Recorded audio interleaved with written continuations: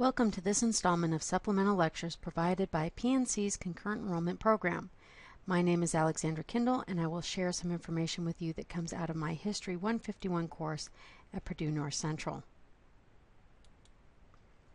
Today's topic is a broad brush of ethnic diversity in the U.S. prior to the Civil War.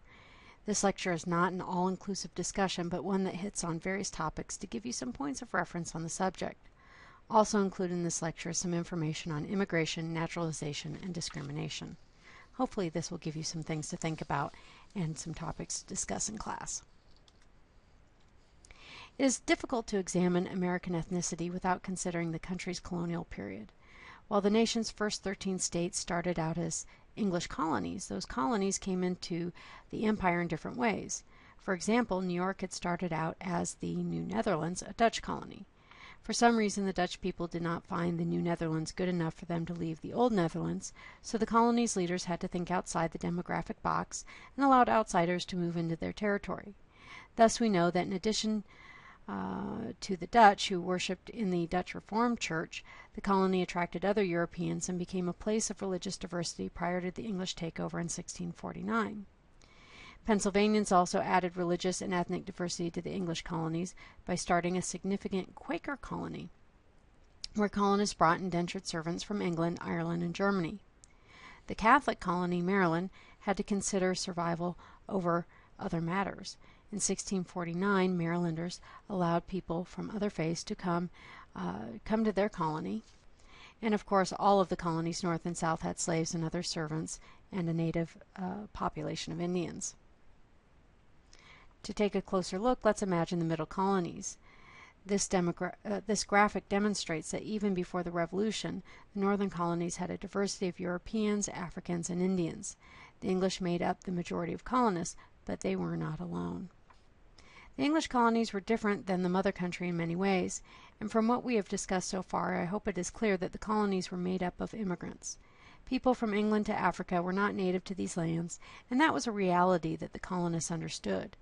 As the founders prepared the Declaration of Independence, they blamed the king for obstructing naturalization of foreigners. We forget that the English who came to the colonies were surrounded by enemies, native and European alike. Hundreds of tribes surrounded villages in the earlier colonial periods, but as the English made way for settlement, they found that the French, the Dutch, and the Spanish were also not the friendliest neighbors, as the great European nations were conquering far-flung lands to build their empires. During the Confederation period, naturalization of immigrants fell to the states, but that was a task soon transferred to the federal government. With so much controversy surrounding the new government, this particular role was not contested. The founders understood that the United States would be a land of immigrants as the colonies had been, and the federal government allowed for adding to its already diverse settlement by providing laws to bring newcomers into the new nation as full citizens.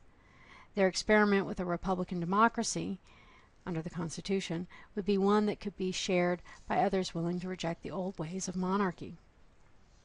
Early immigration laws in the U.S. were lenient despite revisions. The 1790 law allowed for free white residents to apply for citizenship after 2 years. In 1795, Congressmen increased the residency requirement to 5 years. There were some minor stipulations, but generally compared to other nations, the United States had some of the most lenient immigration laws, which meant people wishing to find a new home could expect significant political and social rights after a short term of residency.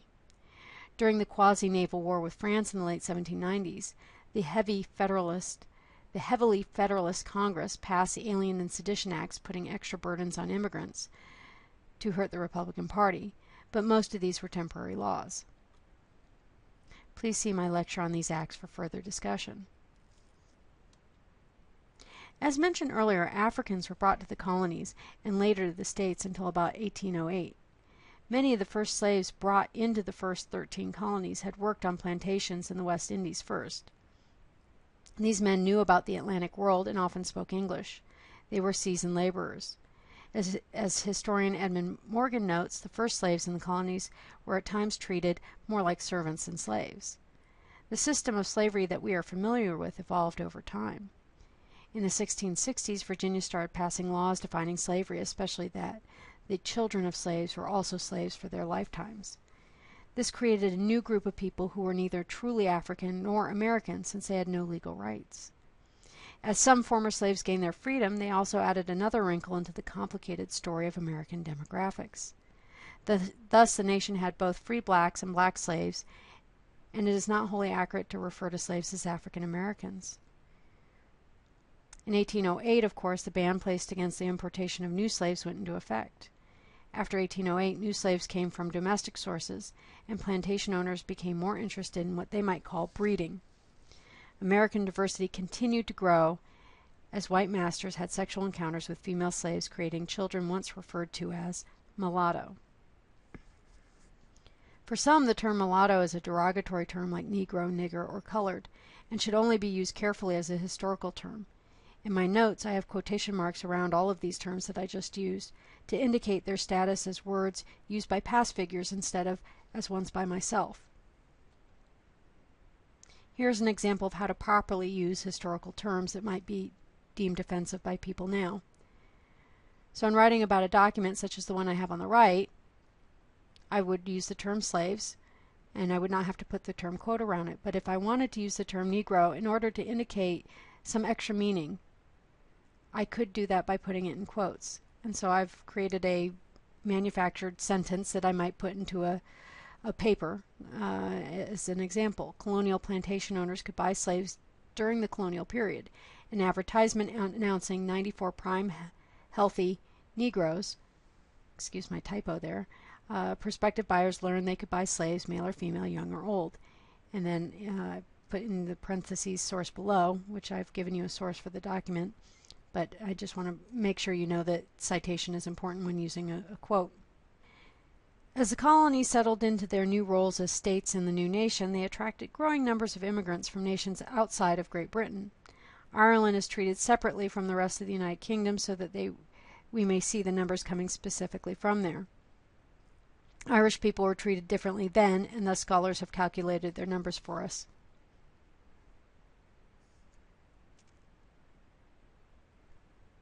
Certain immigration trends tip the scale of ethnic diversity in the nation and in certain regions. The Irish are one of those groups who came in large numbers and tended to go to the cities. In Ireland, they depended on the potato for sustenance, especially on one variety, and that kind of agriculture is known as monoculture. This is a hot topic now because ecologists now know that monoculture is problematic because pests tend to attack crops produced in this manner, and the people raising these crops are more vulnerable to the losses. In our time, farmers have overcome the problem associated with monoculture by using pesticides and herbicides to chemically control pests and fungi. For an interesting look at how McDonald's has encouraged monoculture, while the organic farmers use biodiversity to avoid using chemicals, check out Michael Pollan's Botany of Desire. His book has also been adapted to a PBS documentary. Both are quite interesting. Now back to the history. The Irish, of course, had come prior to the famine, but the Great Famine of the 1840s inspired a much larger exodus of poor Irish people. Some went to the mills in places like Lowell, Massachusetts, to provide cheap labor there. Others landed in port cities all along the coast from the north down into the south in towns such as New Orleans and Savannah, with the highest concentration of immigrant Irish in Boston, of course. The large number of Irish coming to America added a new flavor to the American scene, socially, economically, and politically. This gives us a chance to consider a moment in historical irony. While the South was encouraging its slave population to multiply naturally, the Irish were coming in from Ireland and were castigated for multiplying in great numbers. They had light skin, but for a variety of reasons they were different. They were Catholic, and they came poor, willing to take work cheaply and living in a country dominated by WASPs, white Anglo-Saxon Protestants. These things made them seem to be the worst kinds of immigrants and brought them into competition with free blacks. Basically, they were at the lowest rung of the social economic ladder. During the Antebellum period, the Irish were not white enough to be considered white and were often depicted with dark skin and monkey-like features. And hold on for some more irony. To move into the mainstream of white society, they oppressed free blacks, fighting against them despite the fact that both groups had much in common. In the last few years, AMC, the TV station, has done a spectacular job of reminding us of the Irish black hatred in their series, Hell on Wheels. is not a pretty picture, no pun intended, but the hatred between the two groups had its roots in the attempts of the Irish to gain credibility in mainstream America. We can see their success in this effort after the war when they gained a foothold in urban political machines in major cities. And for more scholarly treatment than AMC's, please see How the Irish Became White, a well-reviewed book. In the meantime, WASP Americans, again, WASP stands for White Anglo-Saxon Protestant, WASP Americans did not like the large influx of Irish into the country, and they responded with a political movement against them. This period of nativism led to some ugly politics, and a third party emerged as a witness to American anti-immigrant sentiment at the time. Best known as the Know Nothing Party, the men who formed the American Party in 1845 were overtly racist and called for immigration restriction and limiting the influence of Catholic immigrants, both Irish or German. Politics of the 1840s and 1850s were still controlled by the Whigs and the Democrats, but the Know Nothing folks were able to get a few federal seats in Congress and rather large numbers into the state houses in places such as Massachusetts and Pennsylvania. But as the 1850s wore on, the issue of slavery tore at both of the major parties, and the Know Nothings who did not take a stand on slavery were not able to emerge as a dominant party. By 1860, when the party dissolved, most of these men moved into the new Republican Party or joined the Democrats depending on their views on the national issues. While the Know Nothings got little done in terms of ending Catholic immigration, they did make their mark on Washington in their own way. In the 1850s, while the Washington Monument was in its earliest stage of construction, Pope Pius IX donated a stone to add to the monument. The National Park Service does not mention this on its website, but I have read primary sources that indicated that Know Nothing snuck into the construction stone, stole the stone, and dumped it into the Potomac. That's the river right in the area. This may or may not be true, but as the historians at the National Park Service note, Know Nothing members did gain control of the society overseeing the construction of the monument. 3 years later, construction halted, and it took more than 20 years to finish the monument.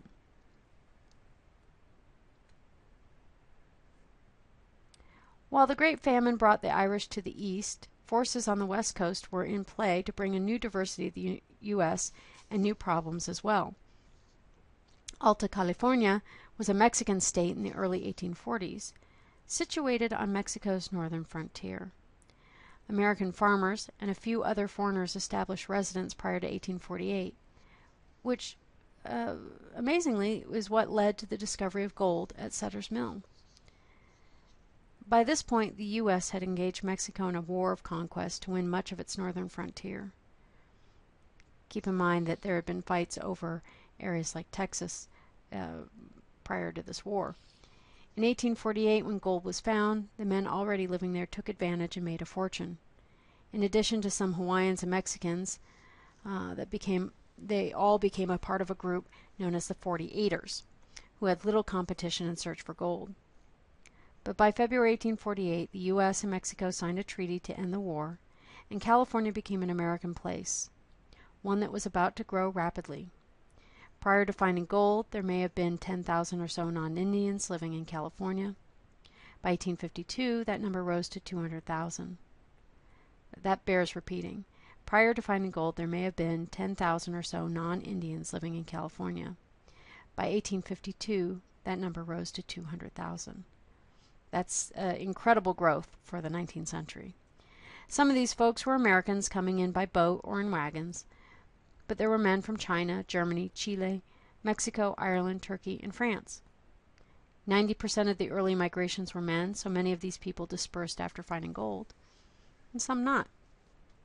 For some, it just did not pan out, especially when mines were played out. These are terms that come from the gold mining era, and unfortunately many men who came to the mines failed to find their piles or their riches. Two groups remain in significant numbers, changing the American demographic. Very quickly, as Americans experienced hardships in the mines because of competition, they noticed the Chinese and Mexicans as unwanted immigrants. As early as 1848, Yankees in California asserted that California was, quote, white man's country, unquote, despite provisions in the Treaty of Guadalupe Hidalgo giving rights to the Mexicans who had lived there prior to American acquisition. After California came into the Union, California legislators passed the Foreign Miners Tax Law in 1850. This law institutionalized Yankee prejudices and demonstrated the impact of ethnic diversity in the state. Its implementation was even more significant. According to the law, all non-U.S. citizens were required to pay a $20 monthly fee to be allowed to mine. Rarely did officials impose this fine on Europeans, but they did on Mexicans, and many left.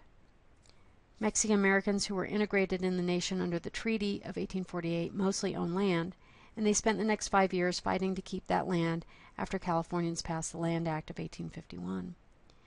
Yet despite the fears of many Americans, the United States did indeed integrate a large group of people with darker skins and Catholic religion. It is now one of the things that makes the American Southwest distinctive. By 1860, 35,000 or so Chinese had traveled to California because of the gold rush, and our time is too short here to catalog all of the ways that Americans found to discriminate against them. There are some exceptional websites, including harpweek.com, that can help you dive into the issue at length. For here, let's summarize. Chinese men traveled to California with the intention of returning home, yet many could not.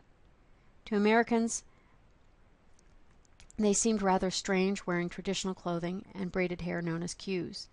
They worked extremely hard getting gold out of mines considered played out by whites and kept to themselves. Americans disliked the Chinese as much or as more so than the Irish, Indians, or blacks. For those Chinese who could not make it home, they needed to find ways to make a living. They formed Chinatowns out of necessity. Americans did not want to live near them and periodically burn them down, claiming disease or pest infestations in these ghettos that were dangerous to public health at large. In these segregated areas, Chinese opened restaurants and laundries. Some decided to join the Central Pacific Railroad Company and helped to build the western half of the Transcontinental Railroad. There they were paid less and worked harder than white laborers, but the railroad owners decided they needed cheap, dependable laborers. When the railroad was finished, the company laid off its Chinese workers without tickets back to California. The Chinese adapted and started Chinatowns in western states. As you can see, prior to the Central Pacific's hiring of the Chinese, all Chinese immigrants lived in the state of California. You can see at the 1860 number. By 1880, as many Chinese lived elsewhere as in California. The story of these people go beyond the scope of our time period, but it's important to note the importance of the gold rush and the railroad in bringing ethnic diversity to the nation. Unfortunately, the story of American immigration and the growth of diversity is also a story of American hatred toward certain groups. While many Americans harbored racist feelings, immigration brought groups to particular regions, so it was easier for states and localities to pass racist laws, such as the California's foreign miners tax, than to get national legislation passed. Except in the case of Indians, of course. Indians are an important part of our national story and America's ethnic diversity, but there is just too much to cover for this lecture. Their story is also a bit different because Indians were treated neither as Americans nor were the tribes considered as foreign nations, which meant that they didn't have the same kind of diplomatic rights as people from China or other places.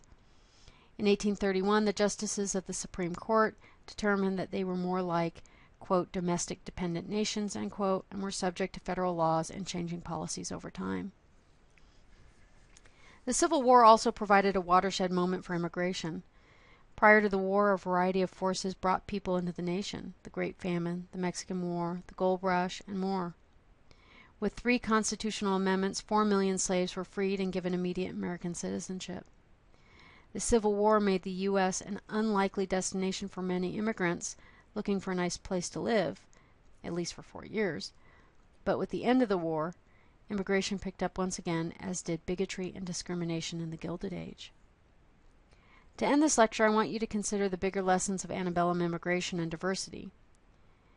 Why did Americans both hate immigrants but also use them as cheap labor? What made one set of immigrants, Midwestern German farmers for instance, better than another group? Compare those to German and Irish people in the cities, in eastern cities. What can we learn about our current immigration problems? In looking back, can we see the harshness of American attitudes towards immigrants, and do we want people in the future to judge us similarly? Just a few thoughts for you to consider, and I hope this lecture has given you something to think about. Thank you for joining me today. I hope that this information will help you in your studies. We all hope to see you at PNC when you are done with your high school degree.